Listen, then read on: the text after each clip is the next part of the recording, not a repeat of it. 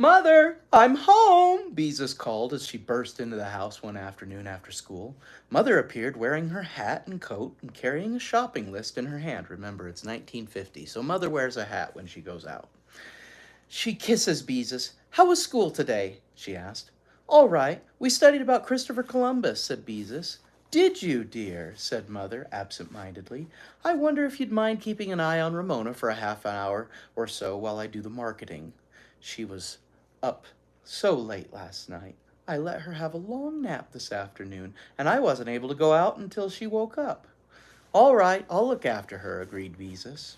"I told her she could have 2 marshmallows," said Mother as she left the house. Ramona came out of the kitchen with a marshmallow in each hand. Her nose was covered with white powder. "What's Christopher Columbus?" she asked. "Christopher Columbus." "Oh, what's Christopher Columbus?" she asked. "Christopher Columbus," Beezus corrected. "Come here, Ramona. Let me wipe off your nose." "No," said Ramona, backing away. "I just powdered it." Closing her eyes, Ramona pounded one of the marshmallows against her nose. Powdered sugar flew all over her face. "These are my powder puffs," she explained. Beezus started to tell Ramona not to be silly. She'd get all sticky, but then decided it would be useless. Ramona never minded being sticky. Instead, she said, "Christopher Columbus is the man who discovered America. He was trying to prove that the world is round." "Is it?" Ramona sounded puzzled. She beat the other marshmallow against her chin. "Why, Ramona, don't you know the world is round?" Beezus asked. Ramona shook her head and powdered her forehead with a marshmallow. "Well, the world is round, just like an orange," Beezus told her. "If you could start out and travel in a perfectly straight line, you would come right back where you started from." "I would?" Ramona looked as if she didn't understand this at all. She also looked as if she didn't care much, because she went right on powdering her face with the marshmallows. "Oh, well," thought Beezus, "there's no use to explain it to her." She went into the bedroom to change from her school clothes into her play clothes. As usual, she found Ramona's doll, Bendix, lying on her bed, and with a feeling of annoyance, she tossed it across the room to Ramona's bed. When she had changed her clothes, she went into the kitchen, ate some graham crackers and peanut butter, and helped herself. Graham crackers and peanut butter? Is that good? I've never had peanut butter on a graham cracker. I don't know if it would be good. Maybe you guys should try it. Let me know if it's good. Send a Facebook message or something. You can't do comments because this is for kids, but on Facebook you could send a comment. Helped herself to 2 marshmallows. If Ramona could have 2, it was only fair that she would have 2 also. After eating the marshmallows and licking the powdered sugar from her fingers, Beezus decided that reading about Big Steve would be the easiest way to keep Ramona from thinking up some mischief to get into while Mother was away.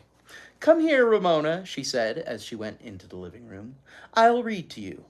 There was no answer. Ramona was not there. "That's funny," thought Beezus, and went into the bedroom. The room was empty. "I wonder where she could be," said Beezus to herself. She looked in Mother and Father's room. No one was there. "Ramona!" she called. No answer. "Ramona, where are you?" Still no answer. Beezus was worried.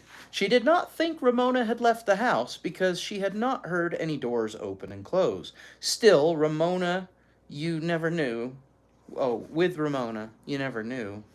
Maybe she was hiding. Beezus looked. I am ignoring the punctuation. That's what tells you when you stop and when you go while you're reading. We'll do better. Maybe she was hiding. Beezus looked under the beds. No Ramona. She looked in the bedroom closets, the hall closet, the linen closet, even the broom closet. Still no Ramona. She ran upstairs to the attic and looked behind the trunks. Trunks are big wooden boxes with latches. Then she ran downstairs to the basement. "Ramona!" she called anxiously as she peered around in the dim light.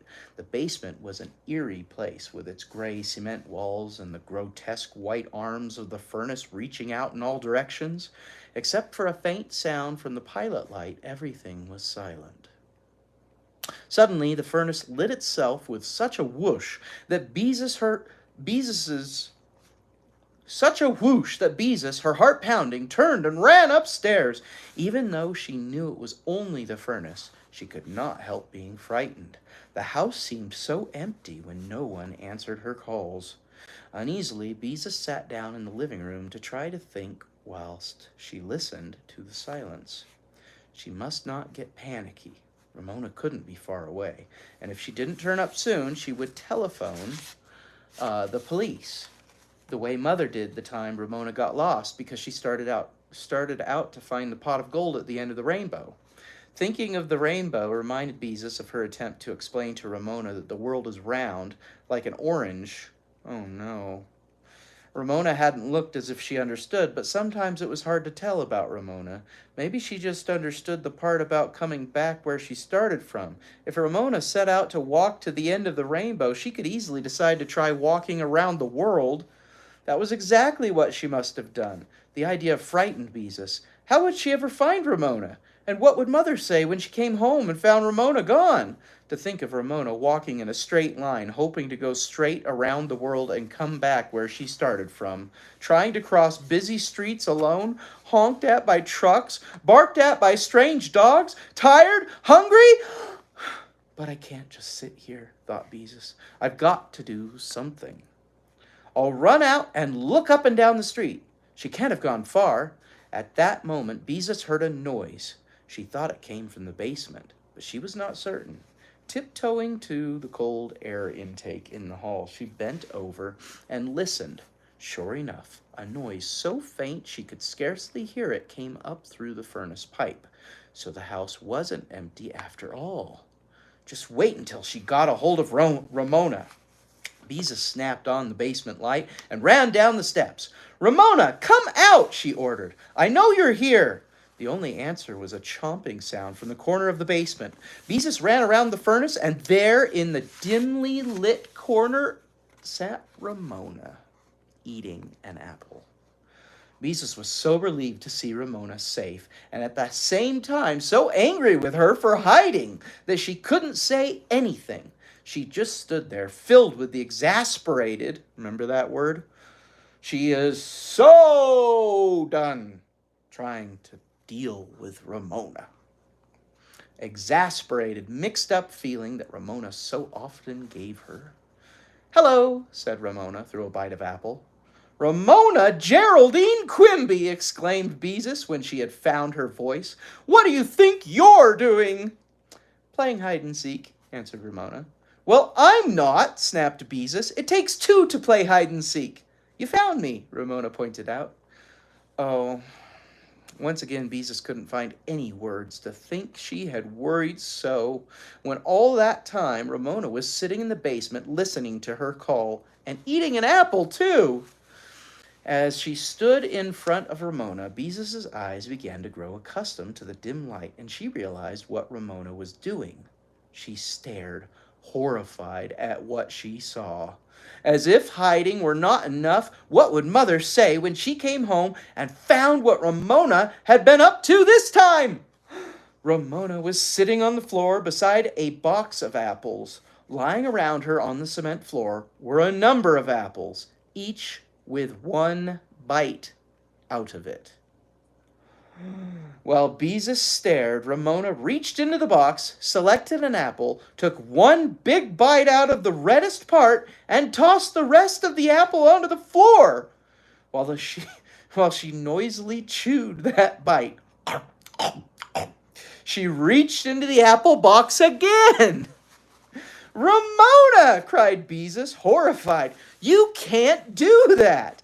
"I can too," said Ramona through her mouthful. "I can too." She's being naughty. Stop it, ordered Beezus. Stop it at this instant. You can't eat one bite and then throw the rest away.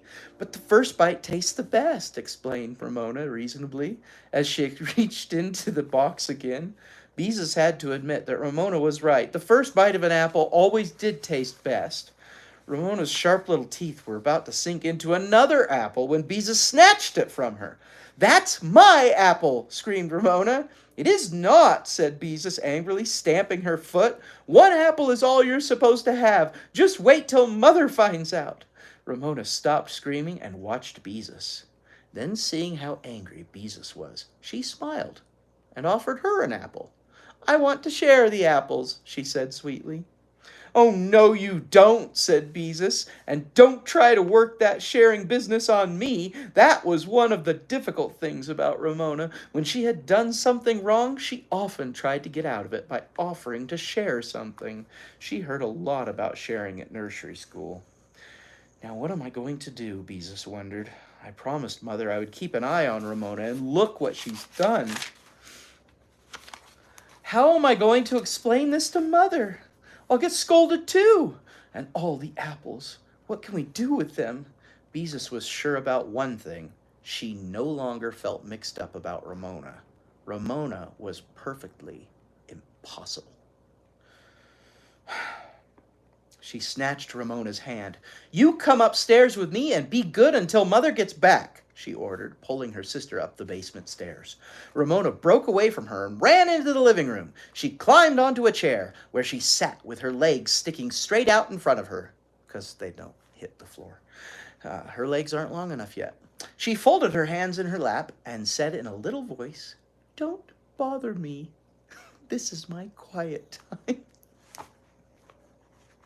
I'm supposed to be resting. Quiet times were something else Ramona had learned about at nursery school. When she didn't want to do something, she often insisted she was supposed to be having a quiet time. Beezus was about to say that Ramona didn't need a quiet time because she hadn't been playing hard and Mother had said she had already had a nap. But then she thought better of it. If Ramona wanted to sit in a chair and be quiet, let her. She might stay out of mischief until Mother came home. Beezus had no sooner sat down to work on her pot holders, planning to keep an eye on Ramona at the same time, when the telephone rang. It must be Aunt Beatrice, she thought. Before she answered, Mother and Aunt Beatrice almost always talked to each other about this time of day. Hello, darling, how are you? Asked Aunt Beatrice. Oh, Aunt Beatrice, cried Beezus. Ramona has just done something awful, and I was supposed to be looking after her. I don't know what to do. She told about Ramona's hiding in the cellar and biting into half a box of apples. Aunt Beatrice laughed. Leave it to Ramona to think up something new, she said. Do you know what I'd do if I were you? What? Asked Beezus eagerly, already feeling better because she had confided her troubles to her aunt. I wouldn't say anything more about it, said Aunt Beatrice. Lots of times little children are naughty because they want to attract attention. I have an idea that saying nothing about her naughtiness will worry Ramona more than a scolding. Beezus thought this over and decided her aunt was right. If there was one thing Ramona couldn't stand, it was being ignored. I'll try it, she said. And about the apples, Aunt Beatrice went on. All I can suggest is that your mother might make applesauce. This struck Beezus as being funny, and as she and her aunt laughed together over the telephone, she felt much, much better.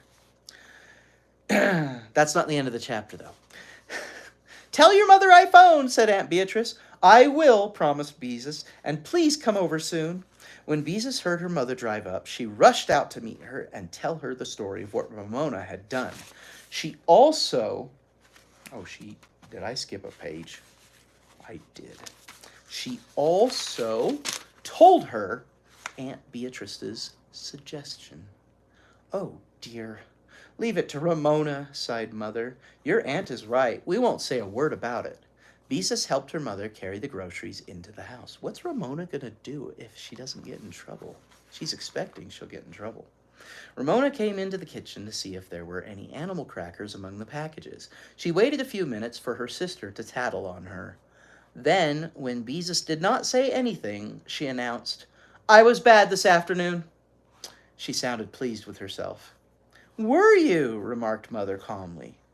"Beezus, I think applesauce would be good for dessert tonight. Will you run down and bring up some apples?" When Ramona looked disappointed at having failed to arouse any interest, Beezus and her mother exchanged smiles. "I want to help," said Ramona, rather than be left out.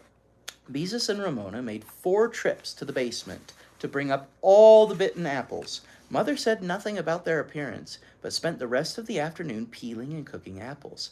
After she had finished, she filled her 2 largest mixing bowls, a casserole, and the bowl of her electric mixer with applesauce. It took her quite a while to rearrange the contents of the refrigerator to make room for all the applesauce. When Beezus saw her father coming home, she ran out on the front walk to tell him what had happened. He, too, agreed that Aunt Beatrice's suggestion was a good one. "Daddy!" shrieked Ramona when her father came in. "How's my girl?" asked Father as he picked up Ramona and kissed her. "Oh, I was bad today," said Ramona. "Were you?" said Father as he put her down. "Was there any mail today?" Ramona looked crestfallen. That means she was very, very happy, and then all of a sudden, not so much. "I was very bad," she persisted. "I was awful." Father sat down and picked up the evening paper. "I hid from Beezus and I bit lots and lots of apples," Ramona went on insistently. Remarked Father from behind the paper. "I see they're going to raise bus fares again." "Lots and lots of apples," repeated Ramona in a loud voice. "They raised bus fares last year," Father went on, winking at Beezus from behind the paper. "The public isn't going to stand for this." Ramona looked puzzled and then disappeared. Or disappointed. She did not disappear. Ramona looked puzzled and then disappointed, but she did not say anything. Father dropped his paper. "Something certainly smells good," he said. "It smells like applesauce." I hope so. There's nothing I like better than a big dish of applesauce for dessert." Because Mother had been so busy making applesauce, dinner was a little late that night.